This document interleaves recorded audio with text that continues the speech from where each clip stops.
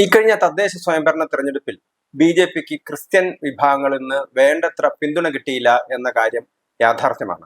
BJP കുറെയൊക്കെ പ്രതീക്ഷിച്ചിരുന്നു. 1900-ലധികം സ്ഥാനാർത്ഥികളെ തന്നെ, ക്രിസ്ത്യാനികളായിട്ടുള്ള സ്ഥാനാർത്ഥികളെ തദ്ദേശ സീറ്റുകളിലേക്ക് മത്സരിപ്പിച്ചിരുന്നു. ഏതാണ്ട് 25 പേർക്ക് മാത്രമാണ് ജയിക്കാൻ കഴിഞ്ഞത്. ബി.ജെ.പി പ്രതീക്ഷിച്ച പല മേഖലകളിലും വേണ്ടത്ര അവർക്ക് പിന്തുണ കിട്ടിയില്ല. പ്രത്യേകിച്ച് തൃശ്ശൂർ ജില്ലയിൽ കഴിഞ്ഞ തവണ സുരേഷ് ഗോപി മത്സരിച്ച സമയത്ത് കാര്യമായ പിന്തുണ ലഭിച്ചിരുന്നു. പക്ഷേ ഇത്തവണ ക്രിസ്ത്യൻ വോട്ടുകൾ കിട്ടിയില്ല എന്നാണ് ബി.ജെ.പിയുടെ കണക്കുകൾ. കോട്ടയം ജില്ലയിൽ കാഞ്ഞിരപ്പള്ളി, പൂഞ്ഞാർ ഭാഗങ്ങളിൽ ബി.ജെ.പിക്ക് കുറച്ച് ക്രിസ്ത്യൻ വോട്ടുകൾ കിട്ടി. അതേപോലെ തന്നെ എറണാകുളത്ത്, മുനമ്പത്ത് നേരിയ തോതിൽ വോട്ട് കിട്ടി. എന്നല്ലാതെ പൊതുവെ കേരളത്തിൽ കാര്യമായ ചലനം സൃഷ്ടിക്കാൻ ബി.ജെ.പിക്ക് കഴിഞ്ഞില്ല എന്നുള്ളതാണ് ഒരു യാഥാർത്ഥ്യം. ബി.ജെ.പി ക്രിസ്ത്യാനികളിൽ നിന്ന് കൂടുതൽ വോട്ട് പ്രതീക്ഷിച്ചിരുന്നോ എന്നുള്ളതൊരു പ്രധാനപ്പെട്ട കാര്യമാണ്. എത്രത്തോളം പ്രതീക്ഷിച്ചു എന്ന് നമുക്കറിയില്ല. എന്നാൽ പോലും ക്രിസ്ത്യൻ വിഭാഗക്കാർ തങ്ങളുടെ കൂടെ അണിനിരക്കും എന്നൊരു പ്രതീക്ഷ ബി.ജെ.പിക്ക് ഉണ്ടായിരുന്നു. കേന്ദ്ര തലം മുതൽ ഒരു ക്രിസ്ത്യൻ ഔട്ട്റീച്ച് പരിപാടി ബി.ജെ.പി കാര്യമായി നടത്തിയിരുന്നു. പ്രധാനമന്ത്രി നരേന്ദ്രമോദി തന്നെ പള്ളികളിൽ പോകുന്നു, ക്രിസ്മസ് പരിപാടികളിൽ പങ്കെടുക്കുന്നു. കഴിഞ്ഞ വർഷം കേരളത്തിലെ മിക്ക പള്ളികളിലേക്കും ക്രിസ്മസ് കേക്കുമായിട്ട് ബി.ജെ.പി പ്രവർത്തകർ പോയിരുന്നു. അങ്ങനെ ഒരു കാര്യമായ ഒരു ക്രിസ്ത്യൻ ഔട്ട്റീച്ച് ബി.ജെ.പി നടത്തിയിരുന്നു. എന്നാൽ അതിന്റെ ഒരു ഫലം ഉണ്ടായില്ല എന്നുള്ളതാണ് യാഥാർത്ഥ്യം. സത്യത്തിൽ കേരളത്തെ സംബന്ധിച്ചിടത്തോളം ബി.ജെ.പി വലിയ തോതിൽ ക്രിസ്ത്യൻ വോട്ടുകൾ പ്രതീക്ഷിക്കാനുള്ള കാര്യം UDFന്റെ ഒരു പോക്കിൽ പൊതുവെ ക്രിസ്ത്യാനികൾക്ക് താല്പര്യമുണ്ടായില്ല, അല്ലെങ്കിൽ താല്പര്യം കുറയുന്നു എന്നുള്ളൊരു വസ്തുതയായിരുന്നു. പക്ഷെ വീണ്ടും ഒരു ക്രിസ്ത്യൻ മുസ്ലിം അച്ചുതണ്ടായിട്ട് UDFനെ മാറ്റിയെടുക്കാൻ കോൺഗ്രസ് നേതൃത്വത്തിന് കഴിഞ്ഞിട്ടുണ്ട് എന്നുള്ളതാണ് യാഥാർത്ഥ്യം. ദേശീയ തലത്തിലെ സംഭവ വികാസങ്ങൾ എന്ത് തന്നെയായാലും കേരളത്തിൽ പലപ്പോഴും ക്രിസ്ത്യാനികളും മുസ്ലിങ്ങളും ഈയിടെ തമ്മിൽ ചെറിയ ചെറിയ അഭിപ്രായ വ്യത്യാസങ്ങളൊക്കെ ഉയർന്നു വന്നിരുന്നു എന്നുള്ളത് യാഥാർത്ഥ്യമാണ്. പ്രത്യേകിച്ച് ലവ് ജിഹാദ് പോലുള്ള സംഭവ വികാസങ്ങൾ യാഥാസ്ഥിതിക ക്രിസ്ത്യൻ സമൂഹത്തിൽ വളരെയധികം വേദന ഉണ്ടാക്കിയിരുന്നു. അതേപോലെ തന്നെയാണ് കേരളത്തിലെ നിരവധി വിഷയങ്ങൾ, പ്രത്യേകിച്ച് ന്യൂനപക്ഷ അവകാശങ്ങൾ, ന്യൂനപക്ഷങ്ങൾക്കുള്ള ക്ഷേമ പ്രവർത്തനങ്ങൾ, വെൽഫെയർ സ്കീമുകൾ, അതിന്റെ ഗുണഭോക്താക്കളാവുന്ന രീതി, അതിനൊരു സംസ്ഥാന സർക്കാർ കൊണ്ടുവന്ന 80-20, അതായത് 80% ആനുകൂല്യങ്ങൾ മുസ്ലിങ്ങൾ കിട്ടുന്ന സമയത്ത് ന്യൂനപക്ഷ അവകാശങ്ങൾ 20% മാത്രമേ ക്രിസ്ത്യൻസ് കിട്ടുന്നുണ്ടായിരുന്നുള്ളൂ. ഈ ഒരു 2021 മെയ് തന്നെ ഹൈക്കോടതി അത് പൊളിച്ച് കൈ കൊടുത്തു എന്ന് തന്നെ പറയാൻ പറ്റും. അങ്ങനെ കോടതി പോലും അത് അംഗീകരിച്ചിരുന്നില്ല, അല്ലെങ്കിൽ അതിനെ തള്ളിക്കളയുകയായിരുന്നു ചെയ്തിരുന്നത്. അതേപോലെ നിരവധി വിഷയങ്ങൾ, അത് ഭൂമിയുടെ വിഷയങ്ങളായാലും നിരവധി വിഷയങ്ങളിൽ മുസ്ലിം താല്പര്യത്തിനനുസരിച്ചാണ് UDFും അന്നത്തെ സർക്കാരും, അല്ലെങ്കിൽ ഇപ്പോഴത്തെ UDFും നിലനിൽക്കുന്നത് എന്നൊരു പരാതി നേതൃത്വത്തിനുണ്ടായിരുന്നു. നമുക്കറിയാം, ഒരു ക്രിസ്ത്യാനിയായിട്ടുള്ള ഒരു അധ്യാപകൻ, അദ്ദേഹം ഒരു മതവിശ്വാസിയാണോ എന്നറിയില്ല, പക്ഷെ മുസ്ലിം വർഗീയതയ്ക്കെതിരെ ശക്തമായ നിലപാടെടുത്ത, അല്ലെങ്കിൽ ഒരു പരാമർശം നടത്തിയ, ഒരു ക്വസ്റ്റ്യൻ പേപ്പർ തയ്യാറാക്കിയതിന് പേരിൽ ജോസഫ് മാഷെ 2 കൈകൾ ഛേദിക്കുകയാണ് ഇവിടുത്തെ ഭീകരവാദികൾ ചെയ്തത്. പക്ഷെ അന്നൊന്നും ക്രിസ്ത്യാനികൾ സജീവമായിട്ട് രംഗത്ത് വന്നിട്ടില്ല അതിനെതിരായിട്ട്. പക്ഷെ പിന്നീട് വളരെ കാര്യമായിട്ട് ക്രിസ്ത്യൻ അണികൾക്കിടയിൽ നിന്ന് തന്നെ വ്യാപകമായ തോതിൽ ഒരു മുസ്ലിം ആധിപത്യത്തിനെതിരായിട്ടുള്ള ഒരു പ്രതികരണം ഉണ്ടായി എന്നുള്ളത് സത്യമാണ്. അപ്പൊ ഈ ഒരു പ്രതീക്ഷയിലാണ് ബി.ജെ.പി നേതൃത്വം വളരെ കാര്യമായിട്ടൊരു ക്രിസ്ത്യൻ ഔട്ട്റീച്ച് പരിപാടി നടത്തുന്നത്. കാരണം UDF പൂർണ്ണമായിട്ടും മുസ്ലിം ലീഗിന്റെ കൺട്രോളിലാണ് എന്നുള്ളൊരു വിശ്വാസം. നിരവധി ക്രിസ്ത്യാനികൾക്കിടയിൽ നിന്ന് നിരവധി സംഘടനകൾ വ്യാപകമായിട്ട് മുസ്ലിം ആധിപത്യത്തിനെതിരായിട്ട് രംഗത്ത് വന്നിരുന്നു.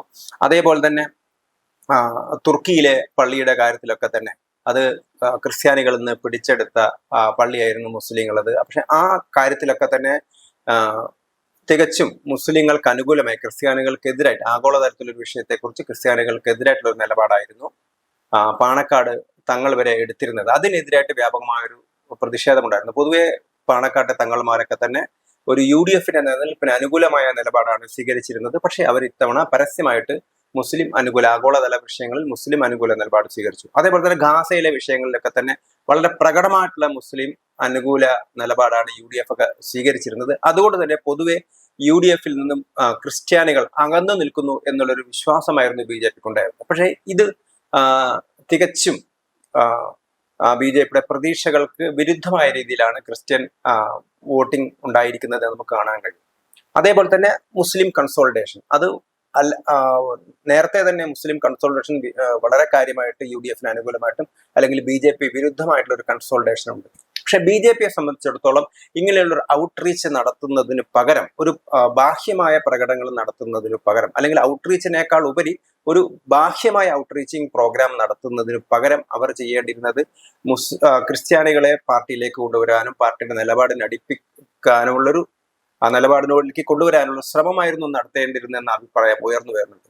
അതോടൊപ്പം തന്നെ BJP സംബന്ധിച്ചിടത്തോളം അവരെ ഏറ്റവും അധികം ആശങ്കാകുലരാക്കുന്നത്, അല്ലെങ്കിൽ അവരുടെ മുമ്പിൽ ചോദ്യചിഹ്നമായി നിൽക്കുന്നത്, BJP ഒരു ഹിന്ദു പാർട്ടി എന്ന് ആരോപിക്കപ്പെടുന്ന ഒരു ഘട്ടത്തിൽ കേരളത്തിലെ ഹിന്ദുക്കളിൽ വളരെ ചെറിയൊരു വിഭാഗം, 4/1 ഹിന്ദുക്കൾ മാത്രമാണ് BJPക്ക് വോട്ട് ചെയ്യുന്നത് എന്ന കണക്കാണ് ഇപ്പോൾ പുറത്തു വന്നിരിക്കുന്നത്. ദേശീയ തലത്തിലൊക്കെ സ്ഥിതിഗതികൾ വ്യത്യസ്തമാണെങ്കിൽ പോലും കേരളത്തിൽ ഏതാണ്ട് 2011 സെൻസസ് പ്രകാരം 54% ഹിന്ദുക്കളാണുള്ളത്. പക്ഷേ ഇന്നത്തെ കണക്കുകൾ വെച്ച് നോക്കുന്ന സമയത്ത്, അതായത് 14 വർഷത്തിന് ശേഷം 15 വർഷത്തിന് ശേഷം നമ്മൾ കണക്കുകൾ നോക്കുന്ന സമയത്ത് ഹിന്ദു ജനസംഖ്യ 50% താഴെയായിരിക്കും എന്ന കണക്കാണ് ഇപ്പോൾ പൊതുവെ പറയുന്നത്. കാരണം ഹിന്ദു ഗ്രോത്ത് റേറ്റ് വളരെ കുറവാണ്. ഇപ്പോൾ കേരളത്തിൽ ജനിക്കുന്ന കുട്ടികളിൽ തന്നെ 100 കുട്ടികൾ ജനിക്കുന്നുണ്ടെങ്കിൽ 52 കുട്ടികൾ മുസ്ലിം കുട്ടികളാണെങ്കിൽ മുസ്ലിം മതവിശ്വാസികൾക്ക് ഉണ്ടാകുന്ന കുട്ടികളാണെന്നുള്ള കണക്കുകൾ തന്നെ ഔദ്യോഗികമായിട്ട് പുറത്തു വന്നിരിക്കുന്നു. അതുകൊണ്ട് തന്നെ 2011 സെൻസസ് അനുസരിച്ചുള്ള ജനസംഖ്യ ഹിന്ദുക്കൾക്ക് ഇല്ല എന്ന് നമുക്ക് മനസ്സിലാക്കാൻ കഴിയും. എന്നിട്ട് പോലും ഹിന്ദു ജനസംഖ്യയിൽ BJP കിട്ടുന്ന വോട്ട് സംബന്ധിച്ച് നമുക്ക് കാണാൻ കഴിയുന്നത് BJPയുടെ പ്രതീക്ഷകൾക്ക് വിരുദ്ധമായ രീതിയിൽ, അല്ലെങ്കിൽ BJPക്ക് നിരാശ നൽകുന്ന രീതിയിലുള്ള ഒരു പ്രകടനമാണ് ഹിന്ദുക്കളിൽ നിന്ന് BJPക്ക് കിട്ടുന്നതെന്ന് മനസ്സിലാക്കാൻ നമുക്ക് കഴിയും. കാസർഗോഡ് ജില്ലയിൽ BJP കിട്ടിയത് ടോട്ടൽ വോട്ടിന്റെ 19.89%. അതായത് ഹിന്ദു വോട്ടിന്റെ 35% BJPക്ക് കാസർഗോഡ് നേടാൻ കഴിഞ്ഞിട്ടുണ്ട്. അതേപോലെ തന്നെ തിരുവനന്തപുരത്ത് BJPക്ക് ഹിന്ദു വോട്ടിന്റെ 38% നേടാൻ കഴിഞ്ഞിട്ടുണ്ട്. കൊല്ലത്ത് 30% നേടാൻ കഴിഞ്ഞിട്ടുണ്ട്. പത്തനംതിട്ടയിൽ 34% നേടാൻ കഴിഞ്ഞിട്ടുണ്ട്.